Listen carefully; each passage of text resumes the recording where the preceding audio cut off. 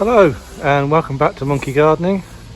I know it's been a while, but after the hottest June I think on record, July and August were pretty much a complete washout. But now the weather's changed and we're getting a little bit of a mini heat wave. It's going to last the rest of the week. So what we now, the 4th of September. So I'm just having a big tidy up out here. Basically we didn't get much more harvest. I've hardly been out here at all because it was waterlogged. We got a few strawberries, but the strawberries didn't like the weather either. They just put on loads of leaves. They didn't produce much fruit in the end. We had some good harvest at the beginning of the season, but after that not much. But the plants look good. I'm just taking everything out this bed. I'm going to trim this bed and probably rotate this soil, anyway, get rid of all these weeds. I've also got a big mat that I can put on here to kill the weeds off. So I'm just going to sort out. I'm going to mow the grass in a minute. But here's my last remaining sunflower, and this is easily the tallest one I've ever grown. So the fence here is 6 feet high, so it gives you an idea of how tall it is. I've said this in previous years, but it still boggles my mind that you grow this from a seed that's like this big. So yeah, I'm going to sort out. The other thing I'm doing today is I'm going to film a short video and take some photos to send to my mate Bunny. I've mentioned Bunny before. Polytunnel. He's currently doing has done a chainsaw course. Although the idea of Bunny wielding a chainsaw is a little bit worrying. But anyway, he's going to come up and hopefully help me sort out this overgrown tree. It actually grows next door, but it overhangs massively over this garden. And it's getting worse and worse each year. I'm just getting more and more shade cast. There's also my cherry tree, which I want to either cut back drastically or get rid of altogether because it just takes up too much room. I'll just show you. Yeah, it's just in a really awkward place. You don't get any fruit off it. What fruit is left after the pigeons have been at it is very bitter. Now, at some point I want to clear all of this out and put a shed here, or some storage at least.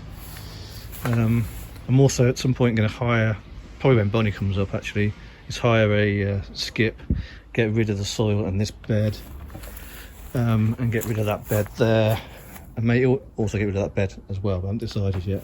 But definitely that one and that one are going. But other than that, so I'm going to sort out. The next thing I'm going to do is sort out my chilies. They've done very well in Seedly Corner, and they're ready to harvest, but they've suddenly got massively infected with some kind of green fly. So I'm not quite sure how that's happened because they've spent almost all of their lives inside, apart from when I went on holiday, so maybe they got some small infection there that's multiplied. Anyway, I'm going to harvest the Grim Reaper? No, the California Reaper and the Scorpion, and make some hot sauce. So I'll probably film some of that next. Okay, so here are my chilies. This is the Scorpion, that's the California Reaper. Unfortunately, well, they're both infested with green fly, but particularly the Scorpion, it's really suffering. So I'm going to harvest the chilies, and I want to try and save the plants. So I've got some bug spray. I'll take these outside and give them a good dousing. Hopefully I can save the Scorpion. The Reaper doesn't look as ill, but they're both infested. Okay, and then I'm going to make some hot sauce. I've got my ingredients over here: onions, some just normal bell peppers, sort of padded out a bit, there's not that much fruit on them. Cider vinegar, and some gloves. The eggs aren't anything to do with the hot sauce, they're just, I haven't put them in the fridge yet. So yeah, and yeah, the weather's absolutely scorching today. It's actually hit 28 degrees out there. I'm very tempted to just go and sit outside and have a beer. But we'll sort these chilies out first. Okay, so there's my final harvest. That's my Scorpions. And there's my Reaper. We only got 5 off the plant in the end. But these should be wicked strong. It's supposed to be the hottest chili in the world, although it depends on the variety and it changes all the time. But they should be wicked hot. So I've just finished making my first batch of hot sauce. I'll just insert the photo here of the Scorpion chilies. So what I did is I cooked up 1.5 chopped up onion, 2 red peppers and the Scorpion chilies for about 15-20 minutes. added some vinegar and then blended it all up. And I just sort of added enough vinegar to slacken it up, or slacken it off. Obviously the vinegar will help preserve it. There's also a bit of salt in there as well. Now I've just had the tiniest taste, and it's the hottest thing I've ever eaten, I think. Don't think I'd be lying if I said that. It is really hot, which is good. So I'm going to put this in the fridge, let it cool down, and then I'm going to bottle it up. I've got some jars sterilising in the dishwasher at the moment. And then I've got to try and clear all this stuff up without actually touching anything and burning my hands. I think I'll make the what's the other chilli I've got? The Reaper. I'll make the Reaper chilli sauce tomorrow. But yeah, fantastically hot, incredibly hot. I'd be disappointed if it wasn't.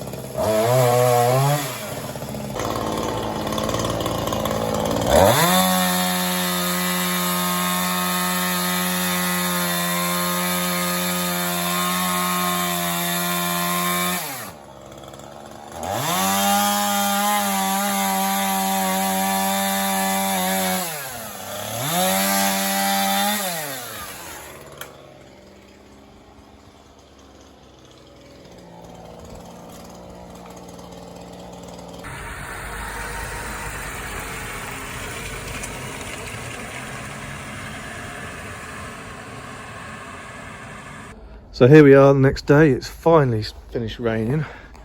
It didn't really come across so much on the videos just how wet it was out here. It was just torrential rain all day long. We got soaked to the bone.